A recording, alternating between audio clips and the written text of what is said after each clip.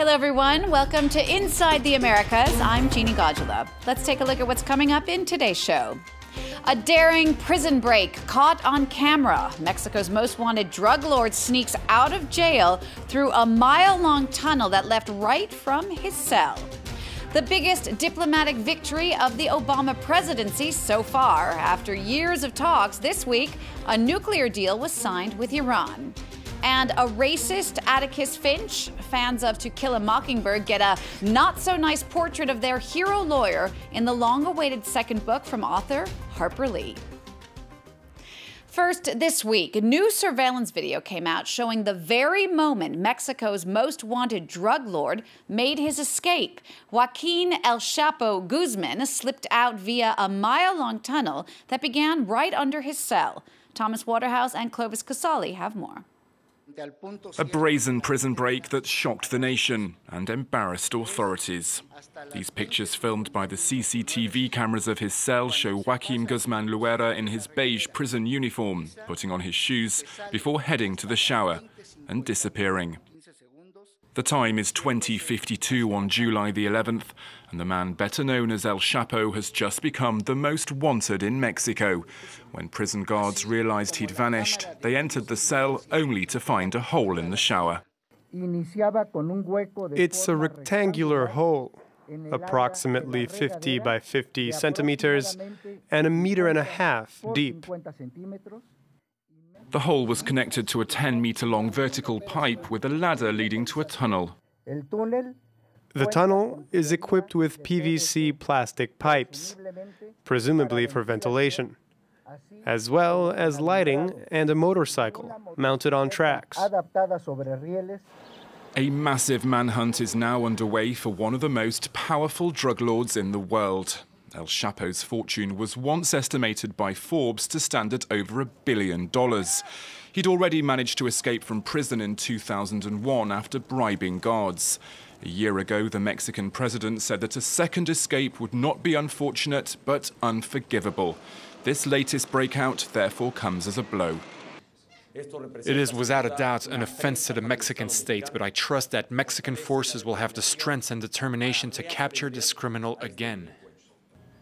Authorities are convinced the drug baron got help from inside the prison walls. 22 employees of the Altiplano high-security facility have been arrested. State officials have even called it an act of treason against the nation. It is undeniable that Guzman's prison break involves corruption within the Altiplano prison staff and government officials. This involvement by prison and state officials is an act of treason for the Mexican nation and its people. Soon after the news broke of El Chapo's escape, videos appeared on the internet of narco corridos, also called drug ballads. In videos like this one, the drug lord is described as a brave citizen, standing up to the state. This despite the fact that El Chapo was at the head of a criminal organization responsible for numerous executions and ambushes. According to the government, since 2007, over 80,000 people have died in the war between drug cartels and security forces. A peace deal was made in Colombia this week between the government and the leftist FARC rebels. Both sides say they'll work toward a full ceasefire to end more than 5 decades of fighting. Colombia has agreed to scale down its military action if the guerrilla group suspends its attacks. That should begin as early as next week. Now, U.S. President Barack Obama has achieved the biggest diplomatic win of his career, a nuclear deal with Iran. That's a victory on par with Richard Nixon's historic opening of relations with China. Thomas Waterhouse takes a look now at Obama's success on the international stage and the work that still needs to be done. When President Obama accepted his Nobel Peace Prize back in 2009, he told the audience he was only at the beginning of what he called his labours on the world stage. 6 years on, those labours have borne fruit, rooted in one of his central foreign policy tenets. Dialogue, even with America's enemies, must be given a chance. A clear break from the warmongering of his predecessor, President Bush. After 40 years of bitter animosity between Washington and Tehran, on Tuesday his administration, along with its international partners, secured a deal to curb Iran's nuclear activities. This deal demonstrates that American diplomacy can bring about real and meaningful change. Change that makes our country and the world safer and more secure.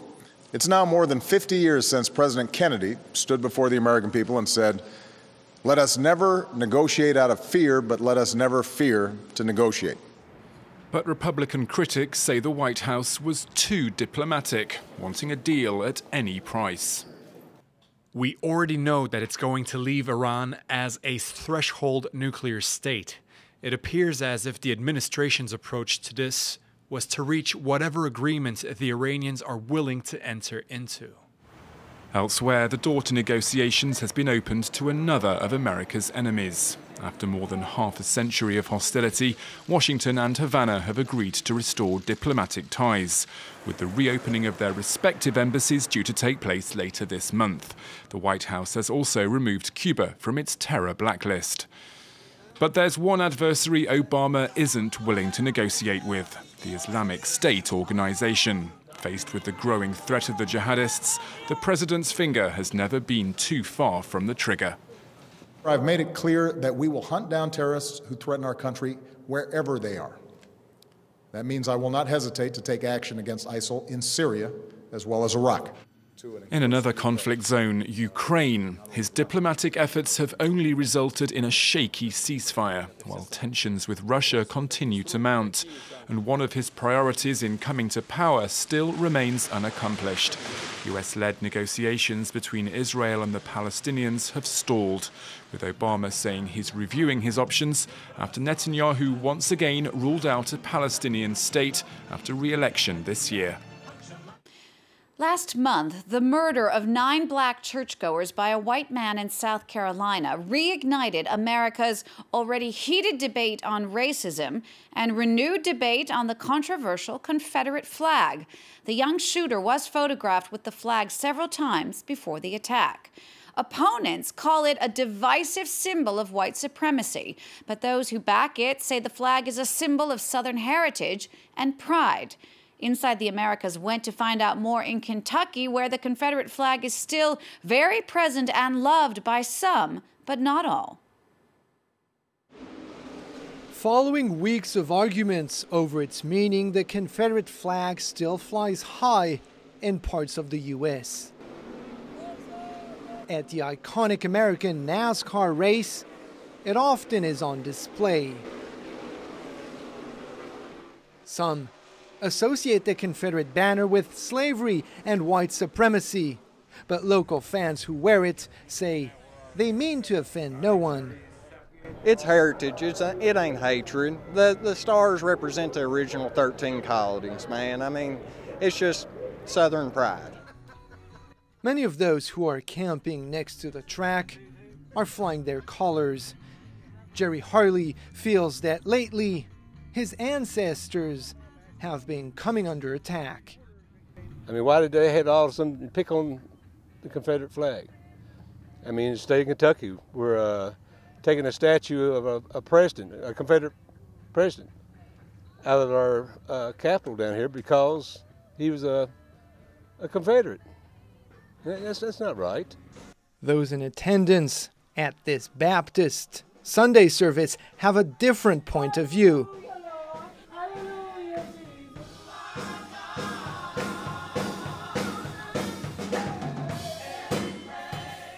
In the state where 9 African-American churchgoers were murdered by a young white man, the Confederate flag was taken down from the Capitol.